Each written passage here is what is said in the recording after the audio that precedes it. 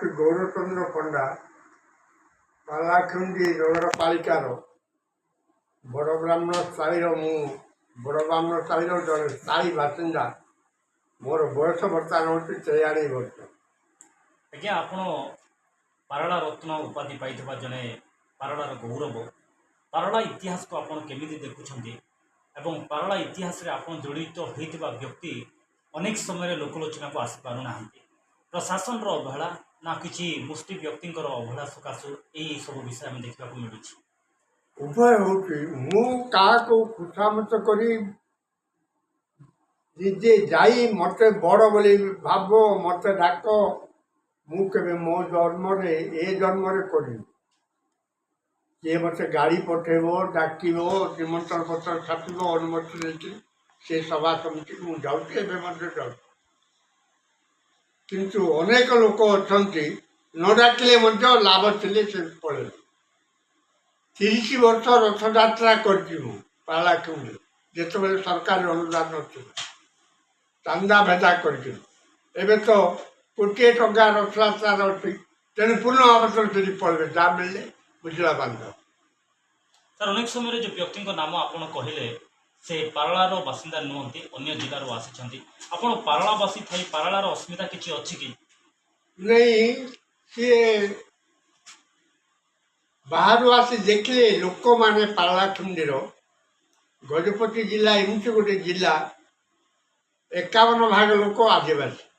ତାଙ୍କର ଏ ଆଧୁନିକତା, ଓଡ଼ିଆ ଭାଷା ପ୍ରୀତି, ଓଡ଼ିଆ ସଂସ୍କୃତି, ଓଡ଼ିଆ ପରମ୍ପରା, ଓଡ଼ିଆ ଐତିହ୍ୟ, ଓଡ଼ିଆ ଭାଷା ସାହିତ୍ୟ, ଓଡ଼ିଆର ଏସବୁ ବିଷୟରେ ତାଙ୍କର ସେମିତି ଧାରଣା ନାହିଁ।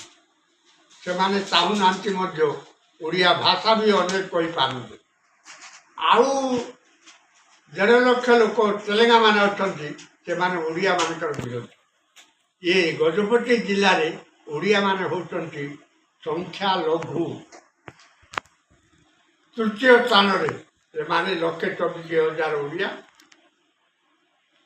କାଶୀନଗର ଗୋସାଣୀ ବ୍ଲକରେ ମାତ୍ର 7-8 ଖଣ୍ଡ ଗାଁରେ ଦଳୁଆ ଓଡ଼ିଆ ହେଇକିରି ସହର ଭିତରେ 40-50,000 ଲୋକ, ସବୁ ମିଶିଲେ 1,00,000 ଲୋକ ହେବେ। ତେଣୁ ସବୁବେଳେ ଓଡ଼ିଆ ପ୍ରତି ଆଦିବାସୀମାନଙ୍କର ଆଗ୍ରହ ନାହିଁ, କିମ୍ବା ତେଲେଙ୍ଗାମାନଙ୍କର ତ ବିରୋଧ ଘୃଣା ନାହିଁ। ସାର୍, ଅନେକ ଅଭିଯୋଗ ମଧ୍ୟ ଆସୁଛି ମଠକୁ ନେଇକି, ଯେ ମଠର ଜମିକୁ ନେଇକି ଇଲିଗାଲ ଭାବରେ ବିକ୍ରୟ ହୋଇଛି ଏବଂ ଦ୍ୱିତୀୟ କଥା ହେଲା ରାଜାଙ୍କ ଜମିକୁ ମଧ୍ୟ ବିଭିନ୍ନ ଇଲିଗାଲି ଭାବରେ ତାକୁ ଲିଗାଲି କରିକି ବିକ୍ରୟ ହୋଇଛି। ତ ଏ ବାବଦରେ ଆପଣ କ'ଣ ଜାଣିଛନ୍ତି ପ୍ରକୃତରେ? ମୋର ଜାଣିବାରେ ଯେ ଏମିତି ଗୋଟେ ଥିଲା, OLR ଆକ୍ଟ ଯେଉଁ ହେଲା, ଜମି ଭୂ ସଂସ୍କାରରେ ମଠମାନଙ୍କର 100 ଏକର ଜମି ଥିଲା। ସେଗୁଡ଼ିକ ରଇତମାନେ ଚାଷ କରୁଥିଲେ ବିଭିନ୍ନ ଗାଁରେ, ମଠକୁ ଧାନ ଦେଉଥିଲେ। ସେମାନଙ୍କୁ ପ୍ରରୋଚନା କରିକିରି ତହସିଲଦାର ନିଜେ କହିଲେ OLR ଆକ୍ଟରେ ତୁମ ଫିକ୍ସନ୍ କର, ଗୋଟେ ଓକିଲକୁ ଧର, ଫିକ୍ସନ୍ କର, ମୁଁ ତୁମ ନାଁରେ ସେ ଜମି ପଟ୍ଟା କରି। ଆପଣ କହିପାରିବେ କି ସେ ତହସିଲଦାର କିଏ ଏବଂ କାହିଁକି? ସେ ତହସିଲଦାର ହେଉଛନ୍ତି ପୂର୍ଣ୍ଣଚନ୍ଦ୍ର ମହାପାତ୍ର। ଏ କଥାର ପ୍ରମାଣ ପାଇଁ ଆପଣ ଗୋପିନୀ ସାହିର ପରୀକ୍ଷା ଘର ମଠର ରାଧାଗୋବିନ୍ଦ ପରୀକ୍ଷା ମଠ ଯେଉଁ ଅଛି, ତାର ମାଲିକ ଯିଏ ଅଛନ୍ତି ତାଙ୍କୁ ପଚାରିଲେ ସେ କହିଦେବେ, ସ୍ପଷ୍ଟ ଭାବରେ କହିବେ। କୋକିଳା ମଠର ଜମିଯାକ ତା ଚତୁର୍ଦିଗରେ ଆପଣମାନେ ଯାଇକରି ଫଟୋ କାଢ଼ି ଦେଖନ୍ତୁ। ସେ ଜମିଯାକ କୋକିଳା ମଠର, ସଜରା ମଠର, ଏ ସବୁଯାକ ଏ ପଟ୍ଟା କରିଦେଇଛି। ପ୍ରାଇଭେଟ ଲୋକ ଯାକ ପଟ୍ଟା କରିଦେଇଛନ୍ତି, ଯେଉଁଟାକି ହେବା କଥା ନାହିଁ। ଏ ବାବଦରେ ସ୍ୱର କେବେ ଉତ୍ତୋଳନ କରିଛନ୍ତି କି ସାର୍ ମଠର କର୍ତ୍ତୃପକ୍ଷ? ଉଠେଇଛନ୍ତି, ଉଠେଇଲେ ଖାଲି ପଇସା ପତ୍ର ଦେଇକି ତାକୁ ଜମି ଦେଉଛନ୍ତି।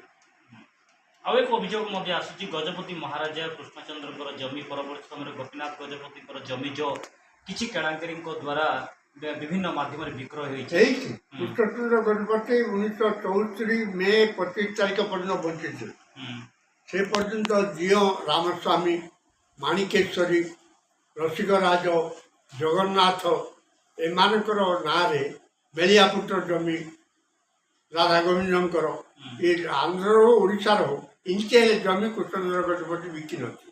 ମଠର ନୀତି ନିୟମ ନୀତି କାନ୍ତି ସବୁ ସମାନ ଚାଲିଥିଲା।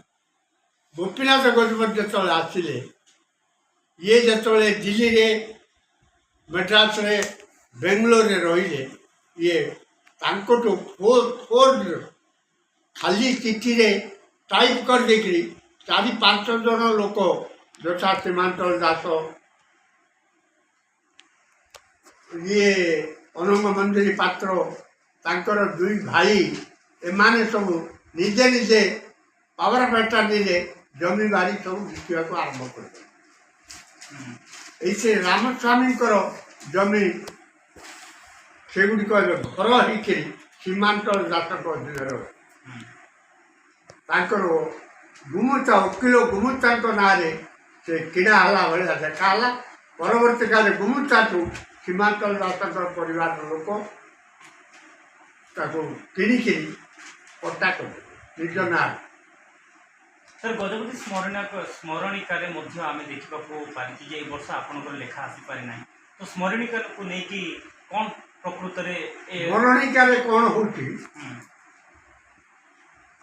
ମହାପାତ୍ର ଆଉ ନିଜେ ସମ୍ପାଦକ ହେବେ। ସେ ମେଟ୍ରିକ ପର୍ଯ୍ୟନ୍ତ ପଢ଼ିଛନ୍ତି କିଏ? ମହାପାତ୍ର। ଓକେ, ହଁ, ମାତ୍ର ମେଟ୍ରିକ। ମାତ୍ର ମେଟ୍ରିକ। ତହସିଲଦାର ମେଟ୍ରିକ ହେଇପାରିବେ?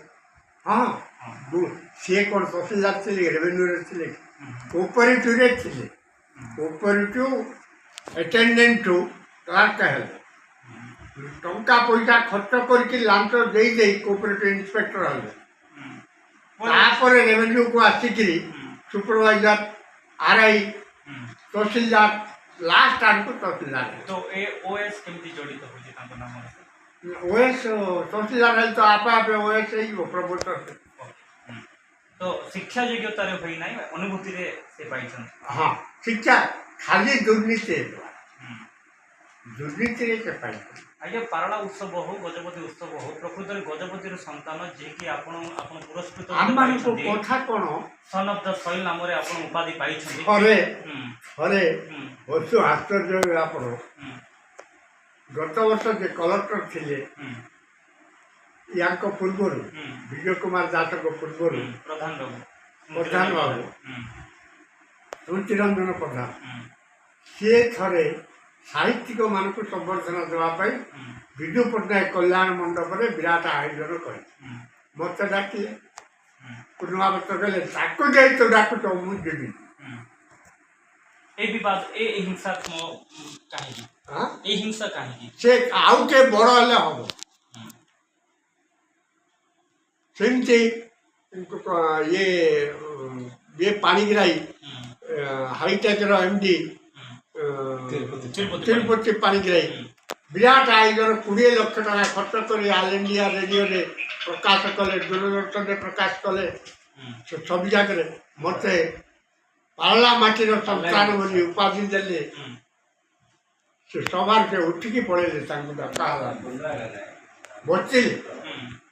ସେ ଭାବିଥିଲେ ତାଙ୍କୁ ମିଳିବ, କିନ୍ତୁ ପଳେଇଲେ। ଏମିତି ଗୋଟେ ପୂର୍ଣ୍ଣଚନ୍ଦ୍ର ମହାପାତ୍ର ଜଣେ କିଏ, ଆଉ ସେ କୋଉଠୁ ଆସିଥିଲେ, ତାର ବିବରଣୀ? ସେ କଲିକୋଟ ପାଖରେ ଗୋଟେ ବ୍ରାହ୍ମଣ ଶାସନରେ କୁଶଢିପା ବୋଲି ଗୋଟେ ଗାଁରେ ଜନ୍ମ ହୋଇଥିଲେ। ସେ ଗାଁରେ ଝିଅ ଛଡ଼ା ତାଙ୍କର କିଛି ନଥିଲେ। ତାଙ୍କ ବାପା କିନ୍ତୁ ଶିକ୍ଷିତ, ନାରାୟଣ ମହାପାତ୍ର, ଲେଖାଲେଖି କରୁଥିଲେ, ସେତେବେଳେ ସୁନାମ ଥିଲେ। ସେ ପାରଳା କେନ୍ଦ୍ରରେ ପଢ଼ୁଥିଲେ। ଇଏ ଭୁବନେଶ୍ୱରରେ ଘର କରୁଥିଲା, ତାକୁ ବିକିଦେଲେ ପାର୍କରେ। ଏଇଠି ଆସି 5-7ଟା ଘର କରିଦେଲେ। ସାର୍, ଆପଣଙ୍କର ଅନୁଭୂତି କୃଷ୍ଣଚନ୍ଦ୍ରଙ୍କ ସହିତ କେମିତି ରହିଛି ବା ଗୋପୀନାଥ ଗଜପତିଙ୍କ ସହିତ କେମିତି ରହିଛି? ପାରଳାର ବିକାଶକୁ ନେଇକି କେମିତି ଆଲୋଚନା କରିଛନ୍ତି ଏବଂ ଯେଉଁମାନେ କି କଥାକଥିକ ଐତିହାସିକ ଭାବରେ କହୁଛନ୍ତି ସେମାନଙ୍କର ସମ୍ପର୍କ? କୃଷ୍ଣଚନ୍ଦ୍ର ଗଜପତିଙ୍କର ତ ମୋର ବ୍ୟକ୍ତିଗତ ସମ୍ପର୍କ 17 ବର୍ଷ। 1956ରୁ 1964 ପର୍ଯ୍ୟନ୍ତ ଇଏ 17 ବର୍ଷ କାଳ ମୁଁ ତାଙ୍କ ସହିତ ସମ୍ପୃକ୍ତ ହୋଇକି ରହିଥିଲି। ବହୁତ ଉନ୍ନତିକର କାମ ହୋଇଛି। ସେତେବେଳକୁ ପୂର୍ଣ୍ଣ ମହାପାତ୍ର ଭିତରେ ନଥିଲେ, ପାଲା କିନ୍ତୁ ଜାଣି। 74 ପରେ ଗୋପୀନାଥ ଗଜପତି ଯେତେବେଳେ ହେଲେ, ସେ ଆମ ଅଧୀନରେ 12-14 ଏକର ଜମି ଥିଲା, ତୋଟା ଥିଲା। ଗୋପୀନାଥ ଗଜପତି 50,000 ଟଙ୍କାକୁ ବିକିଦେଲେ ଯେଉଁଟାକି 5 କୋଟି ଟଙ୍କା ହେବ। କାହାକୁ ବିକ୍ରୟ କଲେ ସାର୍? ଗୋଟେ କାମଟା ଆମର ଶତ୍ରୁ ହୁଁ, ଓଡ଼ିଆ ଅସୁବିଧାରେ ଯିଏ ନିତ୍ୟାନନ୍ଦ ପଣ୍ଡା ବୋଲି ମୋ ବାପା ମାଡ଼ ଖାଇଥିଲେ ହୁଁ, ରୋଜାଙ୍କୁ ଡେଣିବା ପାଇଁ ତାଲୁକୁ ବୋର୍ଡ଼ରେ, ହୁଁ, ତାଙ୍କୁ କାମ୍ପମାନେ ଯେଉଁ କାମ୍ପମାନେ ମାରିଥିଲେ ତାଙ୍କୁ ବିକିଦେଲେ। ହୁଁ, ଗୋପୀନାଥ ଗଜପତିଙ୍କ ସହିତ ପ୍ରବଳ ହଟ୍ଟଗୋଳ ହେଲା। ହୁଁ। ସେ କାମ୍ପ ମାନେ ପାରଳାରୁ ନା ବାହାରୁ? ନାଇଁ ବାହାର ଓକେ। ସେମାନେ ତ ଆନ୍ଦୋଳନ ଆସିକି ଇଏ କରିଥିଲେ। ଉପଲୋଡ଼ା ଗାଁର ଘଟଣା ମହେନ୍ଦ୍ର ଚନ୍ଦ୍ରାକୁ ହୁଁ, ସେଠୁ ଗୋପୀନାଥ ଗଜପତିଙ୍କ ସହିତ ମୋର ଭଲ ଭାବନା, କାହିଁକି ସବୁବେଳେ ମୁଁ ସଭା ସମିତିରେ ସମାଲୋଚନା କରେ। ଏ ଜମିବାଡ଼ି ବିକିବା, ଏ ସ୍ତ୍ରୈଣ ହେବା, ସ୍ତ୍ରୀ ଲୋକମାନଙ୍କୁ ମନ୍ଦିରରେ ପୁରେଇବା, ମଠରେ ପୁରେଇବା, ମଠ ମନ୍ଦିରର ପୂଜାରୀମାନଙ୍କୁ ନିଲାମ କରି 20,000 ଲେଖା ନେଇକିରି ଚାକିରି ଦେବା, ଏସବୁର ଅତିଷ୍ଠ ହେଇକିରି ତାଙ୍କ ସହିତ ମୋର ଭଲ ଭାବ ନାହିଁ। କିନ୍ତୁ ସଭା ସମିତିରେ ଆମେ ମିଶୁଥିଲୁ। ଆଉ କୃଷ୍ଣେନ୍ଦ୍ର ଗଜପତିର ଚିଠି ମଧ୍ୟ ମୋ ପାଖରେ ଅଛି। ସେ ଲେଖିଛନ୍ତି, ଗୌରଚନ୍ଦ୍ର ପଣ୍ଡା ଏ honest subordinate of mine, the faithful and of long service, I am obliged to intercede on his behalf. Biju Patnaik ଚିଠି ଲେଖିଛନ୍ତି କୃଷ୍ଣେନ୍ଦ୍ର ଗଜପତି। ଆଙ୍କୁ ତେଲେଙ୍ଗା ମାନେ ମାଲକାନଗିରି ବଦଳି କରିଛନ୍ତି, ଆଙ୍କୁ ତୁରନ୍ତ ପାର୍ଲାକୁ ନିଆ ବିଜୁ ପଟ୍ଟନାୟକ ଆଗ୍ରହ କଲେ ମୋତେ ପାର୍ଲାକୁ ନିଆ। ସାର୍ ଆପଣଙ୍କ ଦ୍ୱାରା କିଛି ଲିଖିତ ପୁସ୍ତକ ହେଇପାରିଛି? ମୋର 40 ଖଣ୍ଡ ବହି ମୁଁ ଲେଖିଛି। 29 ଖଣ୍ଡ ବହି ରାଜ୍ୟ ଶିକ୍ଷା ଗବେଷଣା ପରିଷଦ ଦ୍ୱାରା ପ୍ରକାଶିତ ହେଇଛି। ଆଉ କବିତା ଆକାରରେ 7 ଖଣ୍ଡ, ତେଲୁଗୁ ଉପନ୍ୟାସ ଅନୁବାଦ କରିବାରେ ଖଣ୍ଡେ ଦଳୁଥିବା ଫୁଲ ବଗିଚା ବୋଲି, ଏବଂ ଗଜପତିର ଅନନ୍ୟ ପ୍ରତିଭାଧର ମାନଙ୍କର ଗୋଟେ ବହି ଯେ ଗଜପତି ବିଭୂତି ତା ନାଁ। ସେ ବହି ତ 200-300 ବହି ସେଟା 100 ଟଙ୍କାରେ ବିକ୍ରି ହେଇଗଲାଣି। ଏମିତି ପ୍ରାୟ 40 ଖଣ୍ଡ ବହି ମୁଁ ଲେଖିଛି। ଶେଷରେ କ'ଣ ପାରଳାବାସୀକୁ ଆପଣ କହିବା ପାଇଁ ଚାହୁଁଛନ୍ତି? ପାରଳାବାସୀଙ୍କୁ ମୁଁ କହିବି ଯେ ସତ୍ୟ ଅନ୍ୟାୟର ପ୍ରତିବାଦ କର, ପ୍ରତିରୋଧ କର, ସତ୍ୟତା କୁହ। କିଏ ଜଳଖିଆ ଟିକେ ଦେବ, ଖାଇବାକୁ ଦେବ, ମଞ୍ଚରେ ବସେଇ ଦେବ, ତା ପଛରେ କୁହ। ନିର୍ଭୀକ ହେବା ଦରକାର। ଏଇଟା ଷ୍ଟ୍ରଙ୍ଗ ଆଣ୍ଡ ଫେଥଫୁଲ୍। ହାତୀ ଭଳିଆ ତମେ ମଜବୁତିଆ ହୁଅ, ବିଶ୍ୱସନୀୟ ହୁଅ, ତେବେ ଯାଇକିରି ପାରଳାର ଗୌରବ ବଢ଼ିବ।